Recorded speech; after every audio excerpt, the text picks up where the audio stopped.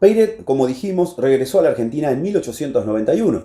Sus últimos años no fueron menos activos. En su última década de vida no abandonó ninguna de sus pasiones. Participó de un congreso agrícola en Santa Fe, se nacionalizó argentino y aunque leía y escribía sin cesar, publicó unos pocos artículos más en periódicos y revistas.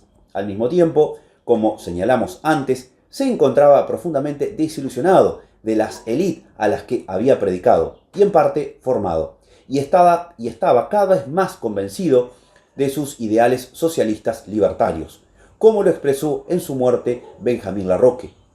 En sus últimos años, la síntesis de toda su erudición era el socialismo. Parecía un socialista convencido al buscar continuamente la solución de nuestro porvenir. Otros de sus discípulos, Benjamín Basualdo, aseguró que Peiret abarcó el dominio de los conocimientos humanos y llegó a las fórmulas más avanzadas en la filosofía y a las ciencias sociales y políticas. Jorge Damianovich, también uno de sus exalumnos en el Colegio del Uruguay, aseguró que su verdadera patria fue su patria de filósofo, la patria de la idea, y que por hablar a pobres y a ricos, a sabios y a ignorantes en el mismo lenguaje, vivió en la patria humana, cuyas fronteras son las de la libertad y el amor.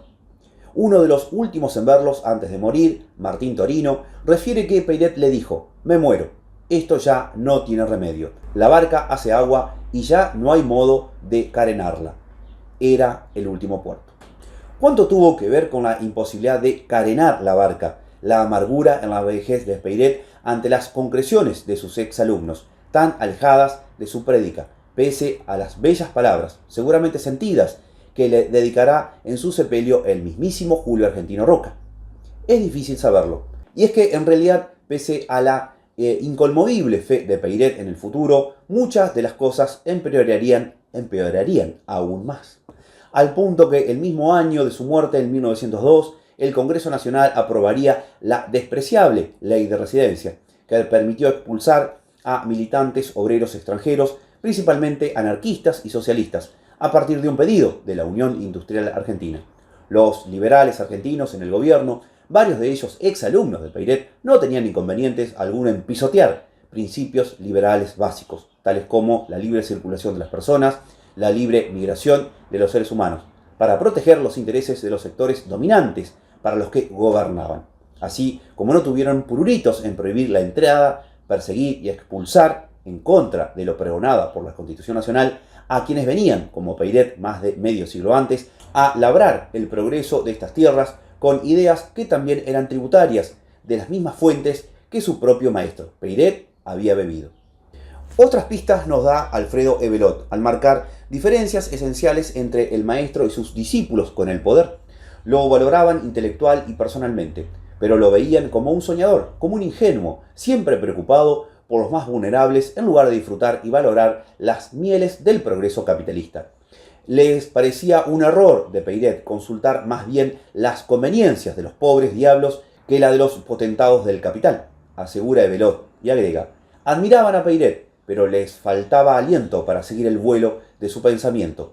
Y se consuela, o procura alivianar el dolor que significaba esa situación para su maestro, afirmando que hubieran salido peores de no haber tenido semejante preceptor. Peores significa tal vez que esa generación del 80 ni siquiera se hubiera preocupado por impulsar la educación laica o el matrimonio civil. La marca final de la desazón peiretiana la desarrolla Ebelot cuando repasa cómo los discípulos del enemigo acérrimo del latifundio proceden a consagrar el más grande régimen monopólico de la tierra visto hasta entonces, y que además marcará el derrotero posterior de la Argentina moderna. El reparto siniestro y legitimado desde el poder de las tierras arrancadas a sangre y fuego a los aborígenes tras la llamada conquista del desierto. Pero dejemos a Ebelot decirlo con sus palabras. En el momento decisivo en que les tocó proceder a la repartición de la inmensa extensión de la tierra pública conquistada a los indios, nada les pareció más obvio, por egoísmo nato y mediocridad de espíritu, que organizar y consagrar legalmente el fatal régimen de los latifundios. No se equivocaba Ebelot, en efecto. Peiret había advertido sobre esa cuestión. En 1875, en una serie de notas dedicadas a cuestiones vitales, entre las que incluía la injerencia de los indios y la necesidad de arrojar a los indios al sur del Río Negro, u obligarlos por medios enérgicos a plegarse a la civilización, al trabajo, a la vida del agricultor, Peyret señalaba lo que debe principalmente evitarse. Lo que debe principalmente evitarse es la constitución de grandes dominios territoriales, de grandes propiedades, que reconcentran la tierra en un reducido número de manos y no permiten el desarrollo de la población.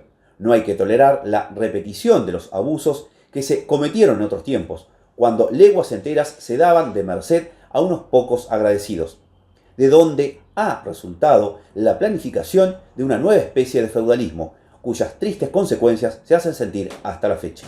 Peyret pretendía alertar acerca del peligro de lo que, en definitiva, iba a ocurrir poco tiempo después. Lo hacía incluso echando mano de una pluma ilustre del pasado, recordando que ya Plinio había marcado los nefastos resultados de la acumulación de la propiedad en poquísimas manos, de la cual se derivaban la despoblación del territorio, la destrucción de la agricultura y la pérdida de todas las fuerzas vitales del Estado y de la sociedad. Su voz tampoco en esto fue escuchada por quienes, sin embargo, se preciaban de haber sido sus discípulos o lo llenarían de elogios y homenajes en su muerte. Volvemos al final del viaje.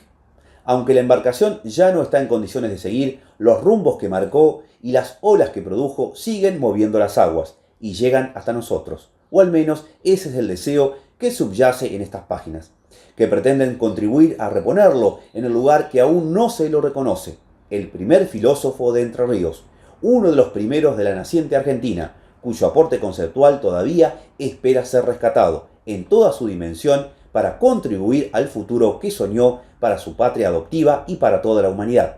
La libertad sin límites, la igualdad sin condicionamientos, la riqueza, el poder, el conocimiento en manos de todas las personas, sin exclusiones, sin élite, sin coerciones más que las que derivan de la convivencia, del respeto a los derechos de la persona humana.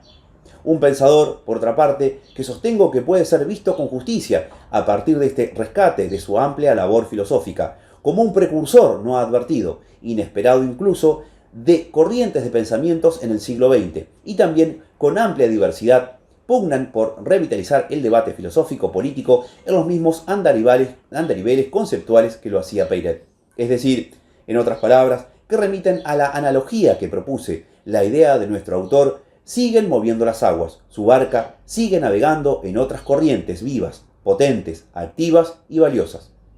¿Podemos caracterizarlas y en todo caso fundamentar por qué sostenemos que en ella se puede encontrar las mismas coordenadas o perspectivas que subyacen en filosofía a nuestro pensador? Y si de verdad esa barca aún es capaz de mover las aguas de la actualidad, ¿por qué no podríamos renovar sus utopías y pensar en un plan Peyret para hoy? ¿No sería ese el mejor homenaje a nuestro filósofo? ¿Una verdadera reposición como la que estas páginas alientan? A responder estas preguntas dedicaré el próximo y último capítulo de esta tesis.